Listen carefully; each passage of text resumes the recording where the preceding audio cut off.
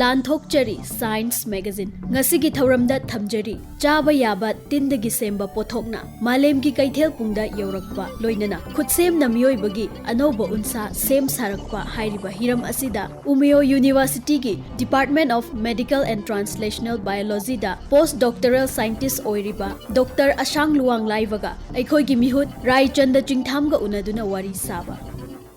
Chaba Yaba Tindagi Semba Pothokna Malemgi Keithelpungda Yourakpa Lepa leitana hengalakliba Malemgi missing singi chang asina mathau tarakliba chinjaki matik mayai amusung pothoki changda achoba singnaba ama oirakli maru oina pirakadoriba saitheng asi sangadagi phangba protein amusung lahu singubadagi phangba pothok singna oiri Chahi kuntramuki matungda Malemgi apunba missing sing asi chaurakna billion taradagi hen khiduna chinjak konaraktaba amasung chinjak tang marchingba oirakpa yai matang asida tungkoiba sangadagi phangba animal protein sing asi matau karamna puthokani haibasi khana nainaba ama mathau tarakli Matang asida chinjak ke awatpa kaya asi aikhoigi akoibada leiriba chaba yaba tinkang haibadi edible insect na oirabe yai haina thijuloi kayana amatoibo wafam thamnarakli Maramdi thawai panbasing asida afaba makhalgi protein amino acids lipids mineral amasung vitamins matik chana yauri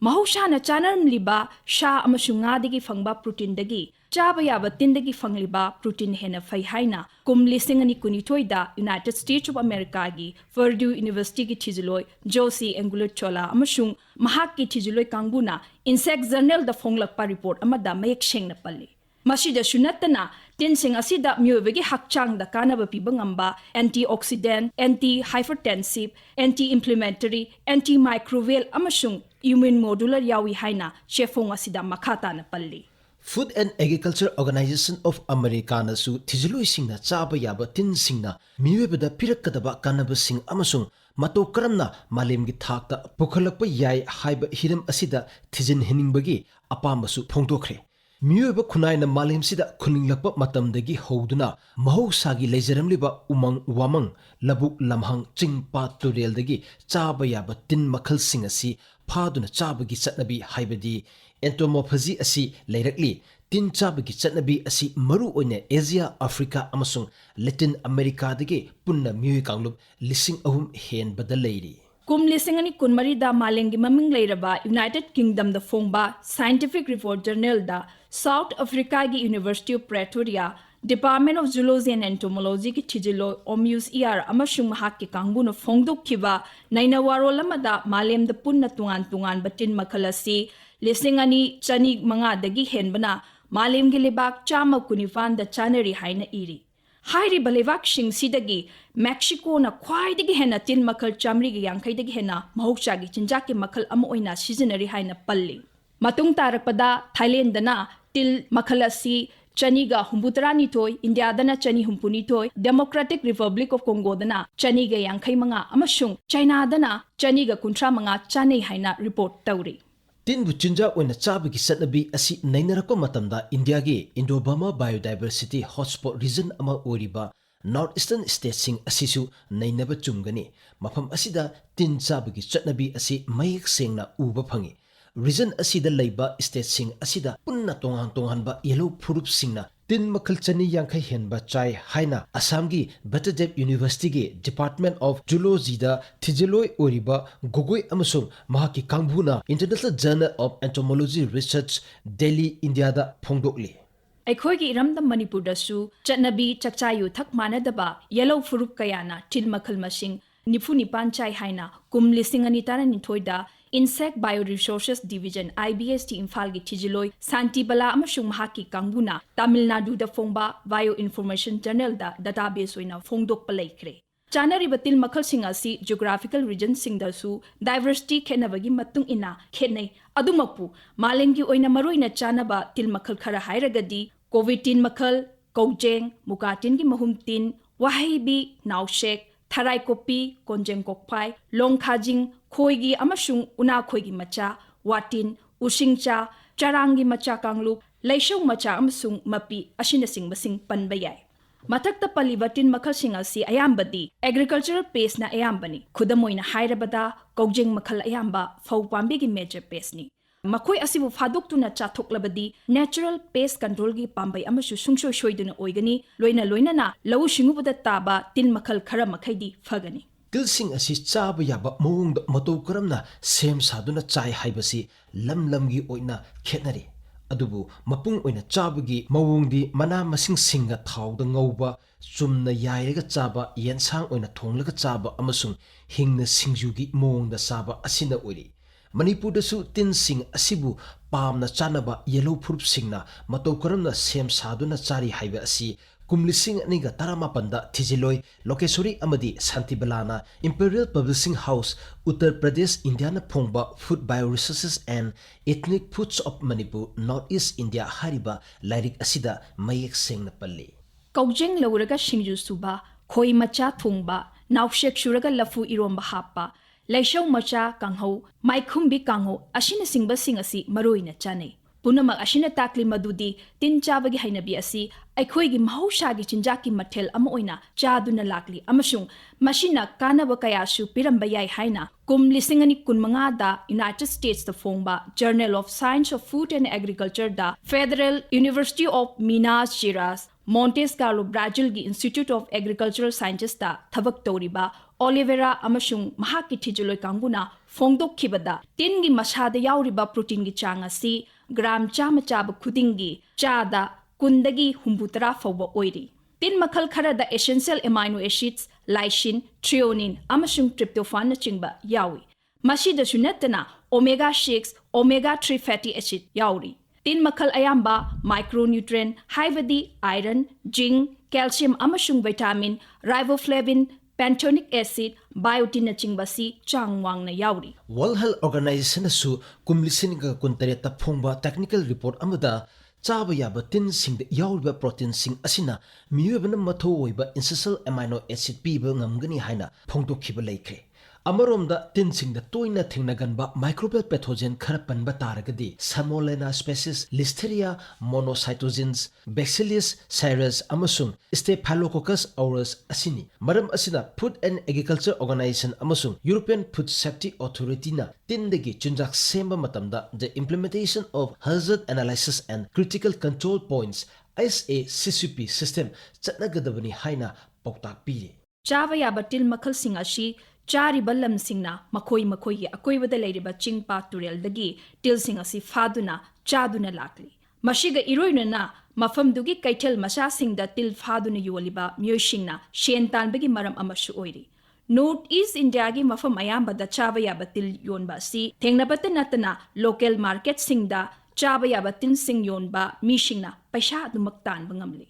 कुम 2020 department of zoology Nagaland university Lumami Nagaland की छिजिलोय मोजुई अमसुंग महाकी कांगबुना journal of insect as food and feed Netherland फोंगबा चेफोंग अमदा नागालैंड चाबा याबा तिन मखल असि निफु मरीदी केजी अमदा लुपा चनिपानदगी लुपा 3,500 फव योंदुना सोशियो इकोनॉमिक की फिवमदा चाउना मतेंग पांगली हाइना इरी तीन मखल सिंग असिदगी ख्वाइदगी वांगना ममल लौदुन योलिबा तीन मखल दी खोई कांगबु हाइबदी इंसेक्ट ऑर्डर हाइमनोप्टेरादा चनबा कांगबु सिंग असिनी मफम असिदा तीन कांगलु खरदी nga अमसुंग शादगी हेना पामना लैनै Kenya Cameroon Uganda Burundi Nigeria Thailand Vietnam नचिंगबा लमसिंग असिदा ममांगैदगी फजना सेम सारबा चाबा याबा तीन सिंग सिगी कैथेल लै मसिदा यामना चाउना प्रोटीन बायोरिसोर्स ओइबता नतना तीन सिंग अशिबु पामनबगी मतुंगिना तीन योकपा प्रोसेसिंग तौबा अमसुंग मार्केटिंग स्टेबलाइजेशन मतिक चान उबा फंगी मतंग असिदा नैनबा याय मदुदी मथक्ता पलिबा तीन पुंगमग असि अयाम्बना महुसागी उमंग वामंगदगी फादुना चाबा योनबा ngaktani adunadi hiram asi khumang choksil hange hairabadi miyamda kanaba til makhal khandoktuna science amasung technology gi matingna yokpa haibadi mass rearing mathok tarakli masida natana malemgi thakta hiram asi sizinage hairabadi tinsing asigi value added product haibadi miyoi pumnamagna tingi masak masa uhandana khanghandana tindagi semba pothok puthokpa asini Matang असिदा कुम 2015 चोय अमसुंग महाकी छिजुलोय कांगबुना department of animal science and technology Chungang university Korea दगी मफम असिमक्तदा फोंगबा food science of animal resource की से फोंगदा हौजिक फौबदा मालेंगी तोखाई तोखाई कैथेलदा योलिबा तिलगी सेमदोक सादोकलबा पोटलम कयागी मरमदा सुगाइना इरी ꯀꯧꯖꯤꯡꯗꯒꯤ ꯁꯨꯡꯕ ꯄ꯭ꯔꯣꯇꯤꯟ ꯃꯔꯨꯑꯣꯏꯕ ꯄꯣꯠꯂꯝ ꯑꯣꯏꯅ ꯁꯦꯝꯕ ꯄ꯭ꯔꯣꯇꯤꯟ ꯕꯥꯔꯁ, ꯄꯦꯁꯇꯥ, ꯀꯦꯞꯁꯨꯜ, ꯇꯥꯀꯣꯁ, ꯕ꯭ꯔꯦꯗ ꯑꯃꯁꯨꯡ ꯆꯤꯞꯁꯅꯆꯤꯡꯕ ꯍꯥꯞꯇꯨꯅ ꯃꯥꯂꯦꯝꯒꯤ ꯌꯥꯝꯂꯕ ꯃꯤꯑꯣꯏꯁꯤꯡ ꯑꯁꯤꯕꯨ ꯄꯨꯛ ꯊꯜꯍꯟꯅꯕ ꯍꯣꯠꯅꯕꯗ ꯃꯇꯦꯡ ꯄꯥꯡꯂꯤ꯫ ꯄꯨꯝꯅꯃꯛ ꯑꯁꯤ ꯑꯣꯏꯗꯨꯅꯁꯨ ꯍꯤꯔꯝ ꯑꯁꯤꯗ ꯑꯣꯏꯕ ꯌꯥꯕ ꯐꯨꯜ ꯁ꯭ꯀꯦꯜꯒꯤ ꯁꯤꯟꯁꯪ ꯍꯥꯏꯕꯗꯤ ꯏꯟꯗꯁꯇ꯭ꯔꯤꯌꯦꯂꯥꯏꯖꯦꯁꯟ ꯑꯃꯁꯨꯡ ꯃꯁꯤꯗꯒꯤ ꯀꯥꯟꯅꯕꯗꯤ ꯃꯄꯨꯡ ꯐꯥꯅ ꯐꯪꯕ ꯉꯝꯗ꯭ꯔꯤ꯫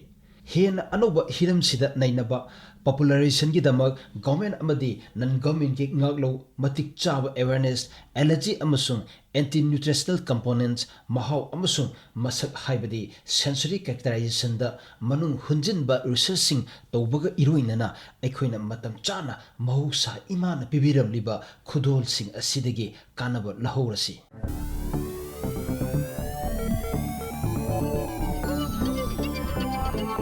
ꯃꯊꯪꯗ ꯂꯩꯖꯔꯦ ꯈꯨꯠꯁꯦꯝꯅ ꯃꯤꯑꯣꯏꯕꯒꯤ ꯑꯅꯧꯕ ꯎꯟꯁꯥ ꯁꯦꯝ ꯁꯥꯔꯛꯄ ꯍꯥꯏꯔꯤꯕ ꯍꯤꯔꯝ ꯑꯁꯤꯗ ꯎꯃꯦꯌꯣ ꯌꯨꯅꯤꯚꯔꯁꯤꯇꯤꯒꯤ ꯗꯤꯄꯥꯔꯠꯃꯦꯟꯠ ꯑꯣꯐ ꯃꯦꯗꯤꯀꯦꯜ ꯑꯦꯟड ꯇ꯭ꯔꯥꯟꯁꯂꯦꯁꯅꯦꯜ ꯕꯥꯏꯑꯣꯂꯣꯖꯤꯗ ꯄꯣꯁꯠ-ꯗꯣꯛꯇꯔꯦꯜ ꯁꯥꯏꯟꯇꯤꯁꯠ ꯑꯣꯏꯔꯤꯕ ꯗꯣꯛꯇꯔ ꯑꯁꯥꯡ ꯂꯨꯋꯥꯡ ꯂꯥꯏꯕꯒ ꯑꯩꯈꯣꯏꯒꯤ ꯃꯤꯍꯨꯠ ꯔꯥꯏꯆꯟꯗ ꯆꯤꯡꯊꯥꯝꯒ ꯎꯅꯗꯨꯅ ꯋꯥꯔꯤ ꯁꯥꯕ꯫ ꯉꯁꯤꯃꯨꯛ ꯄꯨꯗꯨꯅ ꯂꯥꯛꯆꯔꯤ ꯁꯥꯏꯟꯁ ꯃꯦꯒꯥꯖꯤꯟꯅ ꯈꯨꯠꯁꯦꯝꯅ ꯃꯤꯑꯣꯏꯕꯒꯤ ꯎꯟꯁꯥ ꯁꯦꯝ ꯁꯥꯔꯛꯄ ꯍꯥꯏꯕ ꯍꯤꯔꯝꯁꯤꯗ ꯈꯟꯅ ꯅꯩꯅꯅꯕ ꯑꯀꯥꯁꯕꯥꯅꯤ ꯏꯝꯐꯥꯜꯒꯤ ꯁ꯭ꯇꯨꯗꯤꯑꯣꯗ ꯂꯦꯡꯁꯤꯟꯗꯨꯅ ꯂꯩꯕꯤꯔꯕ ꯗꯣꯛꯇꯔ ꯑꯁꯥꯡ ꯂꯨꯋꯥꯡ ꯂꯥꯏꯕꯕꯨ ꯑꯍꯥꯟꯕꯃꯛꯇꯗ ꯏꯀꯥꯏ ꯈꯨꯝꯅꯖꯕꯒ ꯂꯣꯏꯅꯅ ꯇꯔꯥꯝꯅꯣꯛꯆꯔꯤ꯫ ꯊꯥꯒꯠꯆꯔꯤ ꯇꯥꯕꯤꯔꯤꯕ ꯈ꯭ꯋꯥꯏ ꯄꯨꯝꯅꯃꯛꯄꯨꯁꯨ ꯀꯣꯛꯅꯅ ꯈꯨꯔꯨꯝꯖꯔꯤ꯫ ꯗꯣꯛꯇꯔ ꯑꯁꯥꯡ, ꯃꯤꯑꯣꯏꯕꯒꯤ ꯍꯣꯠꯅꯖꯃꯟ, ꯃꯤꯑꯣꯏꯕꯒꯤ ꯀꯥꯡꯂꯣꯟꯁꯤꯗ ꯑꯩꯈꯣꯏꯅ ꯊꯤꯖꯤꯟ ꯍꯨꯝꯖꯤꯟꯕꯗꯒꯤ ꯉꯁꯤꯐꯥꯎ ꯂꯥꯛꯄꯁꯤꯅ ꯑꯩꯈꯣꯏ ꯌꯥꯝꯅ ꯆꯥꯎꯈꯠꯄ ꯊꯥꯛꯇ ꯑꯩꯈꯣꯏꯅ ꯂꯩꯔꯕ ꯃꯇꯝ ꯍꯥꯏꯖꯕ ꯇꯥꯔꯦꯀꯣ꯫ ꯃꯁꯤꯗ ꯃꯈꯜ ꯃꯈꯥꯒꯤ ꯊꯤꯖꯤꯟ ꯍꯨꯝꯖꯤꯟꯕ ꯑꯁꯤꯅ ꯃꯤꯑꯣꯏꯕꯅ ꯍꯦꯛ ꯄꯥꯝꯕ ꯃꯥꯏꯀꯩꯗ ꯄꯨꯅꯕ ꯍꯣꯠꯅꯔꯤ꯫ ꯃꯁꯤꯒꯤ ꯃꯔꯛꯁꯤꯗ ꯃꯤꯑꯣꯏꯕꯒꯤ ꯃꯁꯛ ꯃꯑꯣꯡ ꯂꯦꯞꯄꯤꯕ ꯃꯤꯑꯣꯏꯕꯒꯤ ꯎꯟꯁꯥꯁꯤꯁꯨ ꯑꯃꯅꯤ꯫ ꯑꯗꯨꯅ ꯎꯟꯁꯥꯁꯤ ꯉꯁꯤ ꯑꯩꯈꯣꯏꯒꯤ ꯈꯟꯅꯒꯗꯧꯔꯤꯕ ꯃꯔꯨꯑꯣꯏꯕ ꯍꯤꯔꯝ, ꯃꯔꯨꯑꯣꯏꯕ ꯋꯥꯍꯩ, ꯃꯔꯨꯑꯣꯏꯕ ꯀꯤ ꯄꯣꯏꯟꯠꯇ ꯌꯥꯎꯔꯤꯕ ꯈꯨꯠꯁꯦꯝꯅ ꯃꯤꯑꯣꯏꯕꯒꯤ ꯎꯟꯁꯥ ꯁꯦꯝ ꯁꯥꯔꯛꯄꯅꯤ꯫ ꯎꯟꯁꯥꯁꯤ ꯑꯩꯈꯣꯏꯅ ꯁꯦꯝ ꯁꯥꯔꯛꯄ ꯍꯥꯏꯕꯗꯤ ꯑꯥꯔꯇꯤꯐꯤꯁꯤꯌꯦꯜ ꯃꯦꯟ-ꯃꯦꯗ ꯁ꯭ꯀꯤꯟꯁꯤ ꯍꯧꯖꯤꯛ ꯐꯥꯎꯕ ꯃꯉꯣꯟꯗ ꯁꯦꯝ ꯁꯥꯔꯛꯏꯁꯦ ꯋꯥꯔꯜꯒꯤ ꯑꯣꯏꯅ ꯃꯥꯂꯦꯝꯒꯤ ꯃꯐꯝ ꯀꯌꯥꯗ ꯌꯥꯝ ꯄꯥꯛ ꯁꯟꯅ ꯃꯤꯑꯣꯏꯕꯒꯤ 50% ꯃꯛ ꯌꯧꯗ꯭ꯔꯒꯁꯨ ꯄꯥꯔꯠ ꯈꯔꯗ ꯍꯥꯏꯖꯕ ꯇꯥꯔꯦꯀꯣ, ꯈꯨꯠꯇ, ꯈꯣꯡꯗ, ꯃꯥꯏꯗ, ꯑꯩꯈꯣꯏꯒꯤ ꯍꯛꯆꯥꯡꯗ ꯁ꯭ꯀꯤꯟꯒꯤ ꯑꯅꯥꯕꯒꯤ ꯂꯩꯔꯝꯕꯁꯤꯡꯁꯦ ꯈꯔ ꯈꯖꯤꯛ ꯁꯦꯝꯗꯣꯛꯄ ꯁꯥꯗꯣꯛꯄ ꯃꯁꯤ ꯃꯌꯥꯝ ꯄꯨꯝꯅꯃꯛꯅ ꯇꯥꯟꯅꯔꯦ, ꯈꯪꯅꯔꯦ꯫ ꯑꯗꯨꯅ ꯍꯧꯖꯤꯛꯁꯤ ꯃꯥꯂꯦꯝꯒꯤ ꯊꯥꯛꯇ ꯑꯩꯈꯣꯏꯅ ꯃꯦꯟ-ꯃꯦꯗ ꯅꯠꯇ꯭ꯔꯒ ꯑꯥꯔꯇꯤꯐꯤꯁꯤꯌꯦꯜ ꯁ꯭ꯀꯤꯟꯁꯤ ꯁꯦꯝꯒꯠꯂꯛꯄꯗ ꯅꯠꯇ꯭ꯔꯒ ꯏꯝꯄ꯭ꯂꯥꯟ ꯇꯧꯕꯗ ꯀꯔꯝꯕ ꯊꯥꯛꯇ ꯂꯩꯔꯤꯅ ꯍꯥꯏꯕꯗꯨ ꯋꯥꯍꯧꯗꯣ ꯑꯣꯏꯅ ꯈꯤꯇꯪ ꯊꯝꯕꯤꯌꯨ꯫ ꯑꯥꯔꯇꯤꯐꯤꯁꯤꯌꯦꯜ ꯁ꯭ꯀꯤꯟꯁꯦ ꯑꯩꯈꯣꯏꯅ ꯁꯦꯝ ꯁꯥꯕꯁꯦ ꯁ꯭ꯀꯤꯟ ꯑꯁꯤꯗꯕꯨ ꯕꯣꯗꯤꯗ ꯈ꯭ꯋꯥꯏꯗꯒꯤ ꯂꯥꯔꯖꯦꯁ ꯑꯣꯔꯒꯥꯟ ꯍꯥꯏꯅꯔꯤꯅꯤ꯫ ꯑꯗꯒꯤ ꯑꯁꯣꯛ ꯑꯄꯟ ꯅꯪꯕꯗꯁꯨ ꯁ꯭ꯀꯤꯟꯗꯅ ꯏꯍꯥꯟ ꯍꯥꯟꯅ ꯊꯦꯡꯅꯔꯤꯅꯤ꯫ ꯑꯗꯨꯅ ꯉꯁꯥꯏꯒꯤ ꯐꯣꯀꯁꯁꯦ ꯍꯥꯟꯅ ꯁ꯭ꯀꯤꯟꯗꯒꯤ ꯑꯗꯨꯝ ꯍꯧꯔꯦꯀꯣ, ꯑꯁꯣꯛ ꯑꯄꯟ ꯅꯪꯍꯟꯕ ꯑꯣꯔꯒꯥꯟ ꯑꯃꯁꯨ ꯑꯣꯏꯕꯅꯤ나꯫ ꯑꯗꯒꯤ ꯂꯩꯅꯥ ꯇꯤꯟꯅꯥ ꯃꯌꯥꯝꯁꯨ ꯂꯩꯔꯦ꯫ ꯁꯝꯅ ꯍꯥꯏꯔꯕꯗ ꯗꯥꯏꯕꯤꯇꯤꯁꯀ ꯅꯥꯔꯒꯗꯤ ꯁ꯭ꯀꯤꯟꯁꯤ ꯍꯤꯜ ꯇꯧꯕ ꯉꯝꯗꯕ, ꯑꯗꯒꯤ ꯃꯩꯒ ꯆꯥꯛꯈꯤꯕ ꯕꯔꯟ ꯄꯦꯁꯦꯟꯠꯁꯀꯨꯝꯕ, ꯑꯗꯣ ꯃꯣꯏꯒꯤꯗꯤ ꯑꯃꯨꯛ ꯑꯦꯛꯁꯇꯦꯟꯁꯤቭ ꯗꯦꯃꯦꯖ ꯂꯥꯛꯄ ꯈꯣꯠꯄꯁꯦ ꯅꯦꯆꯔꯦꯂꯤ ꯕꯣꯗꯤꯁꯤꯅ ꯍꯤꯜ ꯇꯧꯕ ꯉꯝꯕꯒꯤ ꯀꯦꯄꯥꯁꯤꯇꯤ ꯂꯩꯔꯛꯇꯕ ꯍꯥꯏꯇꯥꯔꯦ꯫ ꯑꯁꯤꯒꯨꯝꯕꯁꯤꯗ ꯑꯥꯔꯇꯤꯐꯤꯁꯤꯌꯦꯜ ꯅꯤꯗ ꯑꯃ ꯂꯥꯛꯑꯦ꯫ ꯑꯥꯔꯇꯤꯐꯤꯁꯤꯌꯦꯜ ꯅꯤꯗꯁꯦ ꯑꯩꯈꯣꯏꯅ ꯂꯦꯕꯣꯔꯦꯇꯔꯤꯗ ꯄꯦꯁꯦꯟꯠꯁꯤꯗꯒꯤ ꯁꯦꯜ ꯂꯧꯕꯅꯤ ꯈꯪꯗ꯭ꯔꯦ, ꯅꯠꯇ꯭ꯔꯒꯅ ꯑꯇꯣꯞꯄ ꯕꯥꯏꯑꯣꯃꯦꯇꯤꯔꯤꯌꯦꯜꯁꯅ ꯑꯇꯣꯞꯄ ꯀꯦꯇꯦꯒꯣꯔꯤ ꯑꯃ ꯂꯩꯔꯦ꯫ ꯃꯣꯏꯁꯦ ꯅꯦꯆꯔꯦꯜ ꯕꯣꯗꯤꯒꯤ ꯍꯤꯂꯤꯡ ꯑꯦꯕꯤꯂꯤꯇꯤꯁꯤ ꯄ꯭ꯔꯣꯃꯣꯠ ꯇꯧꯕꯤꯕ꯫ ꯁꯤꯒꯤ ꯕꯥꯏꯑꯣꯃꯦꯇꯤꯔꯤꯌꯦꯜꯁꯤꯒ ꯁꯦꯜꯁꯤꯒ ꯑꯃꯨꯛ ꯀꯝꯕꯥꯏꯟ ꯇꯧꯔꯀꯥꯟꯗ ꯑꯃꯨꯛ ꯑꯩꯈꯣꯏꯅ ꯂꯦꯕꯁꯤꯗ ꯃꯣꯏꯁꯦ ꯀꯜꯆꯔ ꯇꯧꯔꯒ ꯌꯥꯝꯅ ꯑꯦꯛꯁꯇꯦꯟꯁꯤꯚꯂꯤ ꯗꯦꯃꯦꯖ ꯇꯧꯔꯕ ꯁ꯭ꯀꯤꯟꯒꯨꯝꯕꯁꯦ ꯑꯩꯈꯣꯏꯅ ꯃꯁꯥꯒꯤ ꯍꯤꯂꯤꯡ ꯇꯧꯕ ꯉꯝꯖꯗ꯭ꯔꯕꯁꯤꯡꯁꯦ ꯁꯨꯃꯥꯏꯅ ꯑꯥꯔꯇꯤꯐꯤꯁꯤꯌꯦꯜ ꯑꯣꯏꯅ ꯂꯦꯕꯇ ꯁꯥꯔꯒ ꯏꯝꯄ꯭ꯂꯥꯟ ꯇꯧꯕ ꯁꯨꯃꯥꯏꯅ ꯂꯩꯖꯔꯤ ꯍꯧꯖꯤꯛꯐꯥꯎꯒꯤꯗꯤ꯫ ꯑꯗꯨꯒ ꯑꯇꯣꯞꯄ ꯑꯦꯡꯒꯜ ꯑꯃꯅ ꯍꯧꯖꯤꯛꯇꯤ ꯑꯥꯔꯇꯤꯐꯤꯁꯤꯌꯦꯜꯂꯤ ꯁꯥꯔꯤꯕ ꯁ꯭ꯀꯤꯟꯁꯤꯡꯁꯦ ꯗ꯭ꯔꯒ ꯇꯦꯁꯇꯤꯡꯒꯨꯝꯕ, ꯑꯗꯒꯤ ꯑꯇꯣꯞꯄ ꯑꯦꯖꯤꯡ ꯁ꯭ꯇꯗꯤꯁꯕꯨ ꯑꯣꯏꯔꯣ, ꯑꯗꯒꯤ UV ꯗꯦꯃꯦꯖꯀꯤꯕꯨ ꯑꯣꯏꯔꯣ, ꯑꯗꯒꯤ ꯅꯠꯇ꯭ꯔꯒꯅ ꯏꯟꯐ꯭ꯂꯦꯃꯦꯁꯟ ꯅꯠꯇ꯭ꯔꯒ ꯑꯩꯈꯣꯏꯒꯤ ꯏꯔꯤꯇꯦꯁꯟꯒꯨꯝꯕ ꯁꯤꯒꯨꯝꯕꯒꯤ ꯁ꯭ꯇꯗꯤꯁꯀꯤꯁꯨ ꯏꯟ ꯚꯤꯇ꯭ꯔꯣ ꯃꯣꯗꯦꯜꯁ ꯑꯅ ꯃꯌꯥꯝ ꯁꯤꯒꯤ ꯑꯦꯡꯒꯜꯗ ꯁ꯭ꯇꯗꯤꯁ ꯌꯥꯝ ꯀꯟꯅ ꯇꯧꯖꯔꯤ꯫ ꯑꯗꯨꯕꯨ ꯃꯁꯤꯃꯛꯅ ꯑꯩꯈꯣꯏ ꯍꯧꯖꯤꯛ ꯑꯥꯔꯇꯤꯐꯤꯁꯤꯌꯦꯜ ꯁ꯭ꯀꯤꯟꯁꯦ ꯁ꯭ꯀꯤꯟ ꯑꯃ ꯆꯞ ꯆꯥꯅ ꯂꯩꯔꯦ ꯍꯥꯏꯕꯗꯤ ꯅꯠꯆꯗꯦ, ꯌꯥꯝꯅ ꯋꯥꯠꯂꯤ ꯁꯦꯝꯒꯠ ꯁꯥꯒꯠꯀꯗꯕ꯫ ꯑꯗꯨꯕꯨ ꯑꯞ ꯇꯨ ꯁꯔꯇꯦꯟ ꯑꯦꯛꯁꯇꯦꯟꯠ ꯂꯩꯔꯤꯕ ꯑꯆꯧ ꯑꯆꯧꯕ ꯃꯦꯗꯤꯀꯦꯜ ꯀꯝꯄꯅꯤꯁꯤꯡꯁꯤꯅ ꯑꯗꯨꯝ ꯁꯤꯒꯤ ꯄꯣꯠꯁꯦ ꯁꯨꯃꯥꯏꯅ ꯇꯧꯔꯒꯗꯤ ꯁꯤꯒꯤ ꯆꯥꯡꯁꯤꯐꯥꯎꯗꯗꯤ ꯑꯩꯈꯣꯏꯅ ꯊꯥꯔꯤꯕ ꯗ꯭ꯔꯒꯁꯦ ꯁꯤꯒꯤ ꯃꯣꯗꯦꯜ ꯁꯤꯖꯤꯟꯅꯔꯒ ꯏꯚꯥꯂꯨꯌꯦꯠ ꯇꯧꯕ ꯌꯥꯔꯦ ꯍꯥꯏꯕꯒꯤ ꯆꯥꯡꯗꯨꯐꯥꯎꯗꯗꯤ ꯑꯗꯨꯝ ꯂꯩꯅꯔꯦꯕ꯫ ꯑꯗꯨꯒ ꯆꯞ ꯆꯥꯅ ꯃꯁꯤꯅ 100% ꯍ꯭ꯌꯨꯃꯦꯟ ꯁ꯭ꯀꯤꯟ ꯍꯥꯏꯕꯗꯤ ꯅꯠꯆꯗ꯭ꯔꯤ꯫ ꯑꯗꯨꯅ ꯑꯩꯈꯣꯏꯅ ꯍꯥꯏ ꯃꯇꯝꯗ ꯍ꯭ꯌꯨꯃꯦꯟ ꯁ꯭ꯀꯤꯟ ꯏꯀ꯭ꯋꯤꯚꯦꯂꯦꯟꯁ ꯑꯅ ꯍꯥꯏ, HSE ꯑꯅ꯫ ꯇꯞꯅ ꯇꯞꯅ ꯃꯇꯝꯒꯤ ꯑꯦꯗꯚꯥꯟꯁꯃꯦꯟꯠꯒꯤ ꯃꯇꯨꯡ ꯏꯟꯅꯁꯨ, ꯑꯗꯒꯤ ꯈꯨꯠꯂꯥꯏ ꯅꯨꯡꯂꯥꯏ ꯗꯦꯕꯂꯞ ꯇꯧꯔꯕ ꯃꯇꯨꯡ ꯏꯟꯅꯁꯨ, ꯑꯗꯒꯤ understanding of stem cell biology ꯍꯥꯏꯇꯥꯔꯦ, ꯁꯤ ꯃꯌꯥꯝꯁꯤ ꯏꯟꯀꯣꯔꯄꯣꯔꯦꯠ ꯇꯧꯔꯒ ꯇꯞ ꯇꯞꯅ ꯑꯦꯗꯚꯥꯟꯁꯃꯦꯟꯠꯁꯦ ꯁꯨꯝ ꯂꯥꯛꯏ꯫ ꯍꯧꯖꯤꯛꯀꯤ ꯑꯩꯈꯣꯏꯅ ꯈꯟꯅꯒꯗꯧꯔꯤꯕ ꯇꯣꯄꯤꯛꯁꯤ ꯑꯥꯔꯇꯤꯐꯤꯁꯤꯌꯦꯜ ꯃꯦꯗ ꯁ꯭ꯀꯤꯟꯁꯤ, ꯃꯤꯑꯣꯏꯕꯒꯤ ꯈꯨꯠꯁꯦꯝꯒꯤ ꯑꯅꯧꯕ ꯁ꯭ꯀꯤꯟꯁꯤ, ꯃꯁꯤ ꯁꯦꯝ ꯁꯥꯔꯛꯄꯗ ꯉꯁꯥꯏꯒꯤ ꯗꯣꯛꯇꯔ ꯂꯥꯏꯕꯅꯁꯨ ꯍꯥꯏꯕꯤꯔꯛꯄ component component mayam ama changba adigi cell tissue singi engineering gi mayam si sangba siga ngasai gi ekhoi gi gene editing ga hainariba makhoi siga yam naknabra natraga masina pura khenabra kamaido gene editing si CDC nei kai kino da skin no hoina focus tor na skin si da layer cells ni am very abundant maru hoina hoi gi IPS season i hanan thok skin gi fibroblast gi tor ga ngasai gi cocktail of combination of hoi transcription factors and si je induced to laga ma si IPS is induced pluripotent stem cells and olaline sai gi skin cells i ma gi fibroblast am dominant oiba cell population se masi masa gi certain stemness like si ai ishan thing na jarak pa ai gi experience sai ju ai sum thing na jaba haitar certain plasticity haitar change ngambagi capacity khadum leijayeba masagi inherent oina ziki inherent oina laiva tijin humjin bida phangyen haise masi koi dead skin cell sing se amu hohon bagi mathau tarak bagi mong da koi research tok debida koi artificial made oina skin se sema ise masi gi karam bana hena weightless laiba dagi no ki man made artificial skin se sema ise haidi dead skin se adu koi anouba khujukhlai anouba technology mayama laigre koi tissue culture bu tissue engineering gi adegi gene editing gi koi bioengineering gi technique mayama sizinarkanda dead cell sing se skin gi maruina ko madu akoi regrowth to gi muhuta madu koi artificial made skin ji oina mayamna focus to ise masi kari gi ne lobuya skin je the masagi self renewal process am disaster ne adana masagi dead cells e autophage disaster grane duga nova cells in the magi repopulate tawraga hoina niche na hai si the masagi signals in the phanga kan da ma je ai si thabak taw doini na taw jaraga leijagi doine ba skin su mak ngai ko ado maru oina ngasai gi artificial of the lai is the diverse over factors mayam laigre ngasai ethical considerations animal uses sing the handarakna ba animal test handarakna ba adagi amarom da su ngasai gi aina haijaki ba asok apan treatment masagi healing abilities leijarak ba sigumba mayam dagi hoina skin grafting ana haise mingon dagi lobu na tena ban autologous grafting ne autologous haise isage to body part am dagi asokong pa da hapsin jabne autologous grafting je gold standard ana hai terminologies da dishidagi hena phaba leitre na lori ma pa dagi adu mu sho ga lehobdo ne samna hargadi lawthoi ba pot adu kaigoma da mi do hogi ana ek leijaba masagi body gi health wise sonjaba haitare natra medical conditions leijaba orgadi that is not feasible conditions mayam la yadabagi ana ngasai artificial cells hoina design to bunga magadi adu gumba mayam da bypass obagi kudong chaba la edana my importance da leina thamjage hujiki habiriba gold standard and habiriba do hoigi haksang gi part amadagi lawthoga part amada napakanda maduda leremiba akoi cell sing do amaga paw phawna halaga mu regrowth ropani aduna mi khusim gi na sara ibe skin sida karam ba technology hajaba tare ko apart from akoi 3D bioprinting sinata ate di kari leiri tu su kitang thambi ba 3D bioprinting se breakthrough na hire se machine zigi mating na haitare very intricate structures gumba maru na hire the blood vessels quite the biggest challenge ne hoi tissue engineering da perfusable blood vessels create over have se biggest challenge ne with the help of 3D bioprinting magi nozzle kind of printer zigi magi maton magi eject to dori ba apik pa few hundred microns ya macha print to ngam capacity leirakpa na sigumba intricate structures in the design to bangamakpa sigumba se adu magi limitations mayam lay material to cell duga compatible oidraga di madu kanadi print to boda yam phasai harga ju cell du hindraga di kanadi ba sigi issue amsu yam chongna lay print to bodi yam nungai ba cell ga di chana daba as a tissue in a develop to bodi yadaba adu mind to su lay aduga topa skin gumba sigi su kamana to ge hajaraga di different layers ne skin je lay samna ha the fat layers printer on a fat layers printer matung da thang the dermal layers printer and dermal layers printer matung da epidermal layers printer wa sana magi representative cell type sing si hapaga akoina han conventional in tower si yamatam yam change ba han layer the printer ko ni mathang second third copies mayamam su athu matam da create to ngamba time saving oirakpa labor da su handharakpa to live na thambi khibda akoi gi fat layer gi adu gi mathang da ama kana layer ma sai panbi khibdo adu akoi skin si layer si makhan mayam ama lay cell sing laibagi adigi dead cell sing si la matungda amu akoi mapana tholokpa adigi anouba akoi gi cell sing si amu growth torokpa gi mai into insin to wi ko aduna hujuk si Meeoibagi mahousa gi oiba akoi gi pithok sarpada yawba natural skin sing sida akoi 3D bioprinting technology na seasonara kan target torok tuise masi karamba layer do oidino khwaidagi mayam sina common na tawri se ngasai gi second layer se khoi dermal layer se yamna kuppa kano yawjadre ko main oina akoina ahum thona khaidok chari se epidermal adagi dermal epidermal adagi hypodermal sigi sida mayamna quite common in downrise dermal je lerga mathakta hoigi epidermal sina quite common in tawe adagi commercially available skin models haitare sidana mo cd 3D bioprinting dina chade ko aduga ngasai sigi mamang da leriba culture plate tawri sisu market ta phangba product atani ko haijari cha sisu dum dermal layer je lerga epidermal je lerga sigi models anam oiba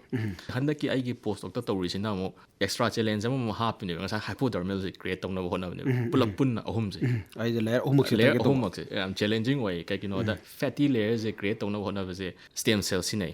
stem cells jam differentiate tawam sang differentiate taw matam sida ngasai gi fibroblast na dermal layer da lari je si effect to handaba technique se 3D printing orga su asai sida atopa scenery ba culture conditions karam kan da stimulate tawada ke tawroi dage fibroblast masai khara su dum plasticity kha leijayeba response to certain signals ma ji khara onthok onjin tawanga mai kha leyeba ana ma sogan dana ba aduga perfect natraga su at least representative oina thamnabagi sigi challenges to adum lay aduna mayam je ahum suba layer je hypodermis yawse si se hoji amuk nauna yam kanna amuk focus tawri haitare 3D bioprinting sida aduna ngasagi 3D bioprinting si mana natural gi skin je ta na hono pada layer ahumak ne target se tawri sinatra aduna 3D printing gi machines adegi mage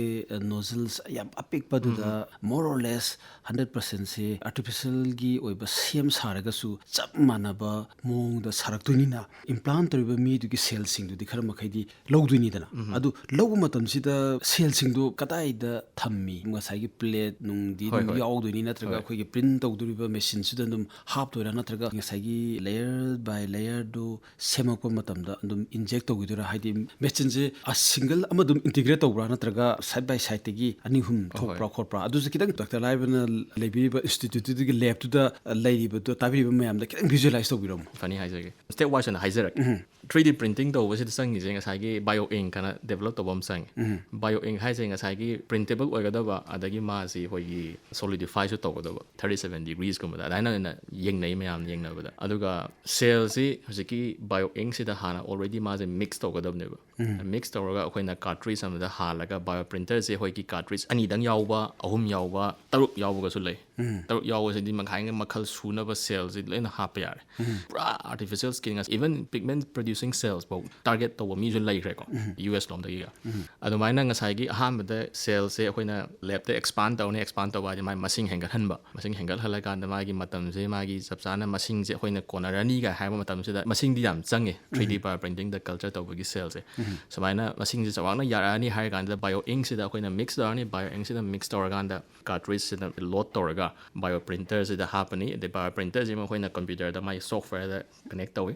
ana akoina apamba design je models design tawra ni design tawra ga magi suppose cartridge ahum yaw se ahamba cartridge na ahamba layer print tawro second sina second tawro third na sumain tawro na hoina hana command se develop tawra thamani ba adu adum button namraga pressure nung sar ju hana di adjust tawdoni ko adu gumba to kai kino da pressure nung kala ka su cell se si bagi chang yam wang adu ma adu gumba to factors mayam se yamne yamgre bioprinting se tawse it's not just biology native material science component na mam saw ne yawre computer aided design hyped idea on the like tabiati movement my speed nung construction ha matam sida adumaina dugumba mayam laigre da maruina bio ink se cell ga compatible phajana oigadabani aduga ma si ideally hoiki collagen gumba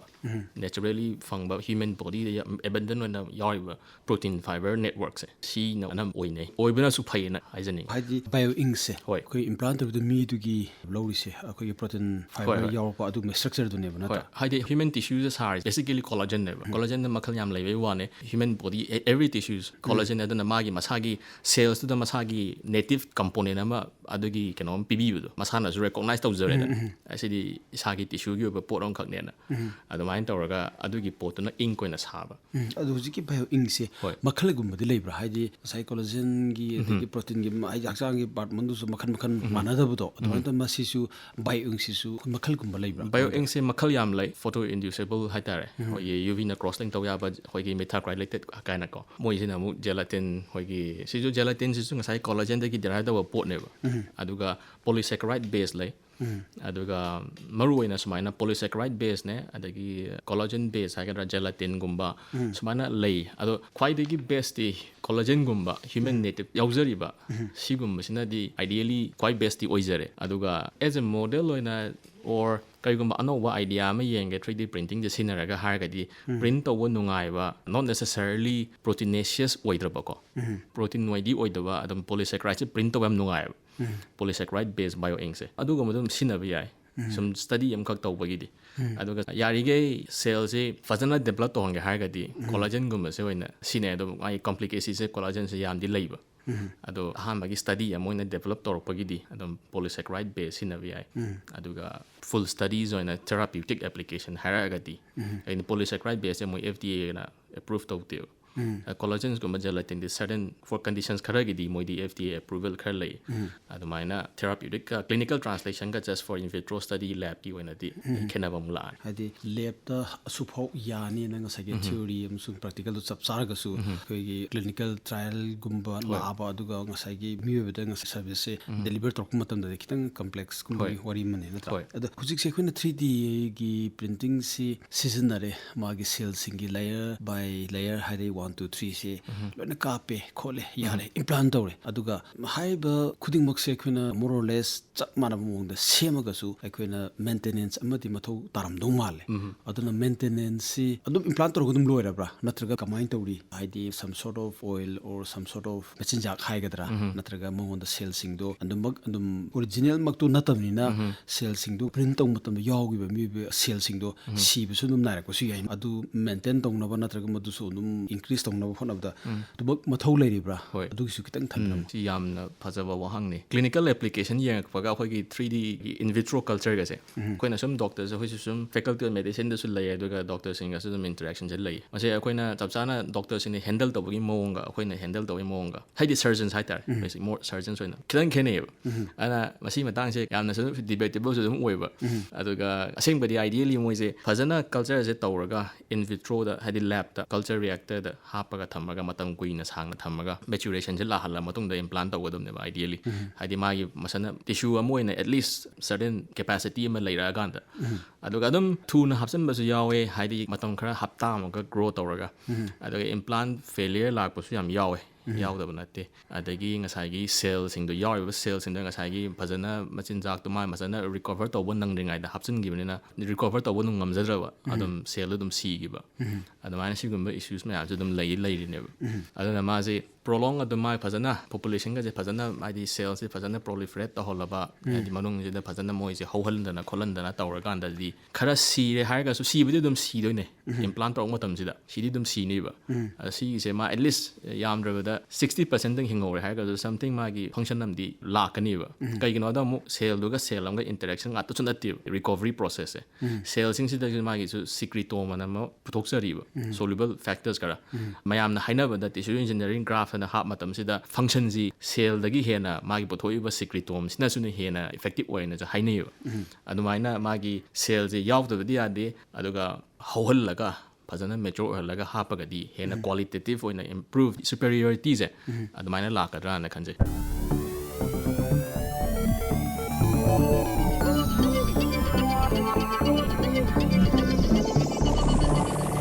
Khutsemna Meeoibagi Anouba Unsa Sem Sarakpa hairiba hiram asida Umea University gi Department of Medical and Translational Biology da Post-Doctoral Scientist oiriba Dr. Ashang Luwang Laiva ga aikhoigi mihut Raichanda Chingtham ga unaduna wari saba si tahan jakhibaga loinana ngasigi oinadi Science Magazine lanthokchaba matang asida loijare mathang leibak pokpa numit pungfam asimakta da amuk taba fangbigani Science Magazine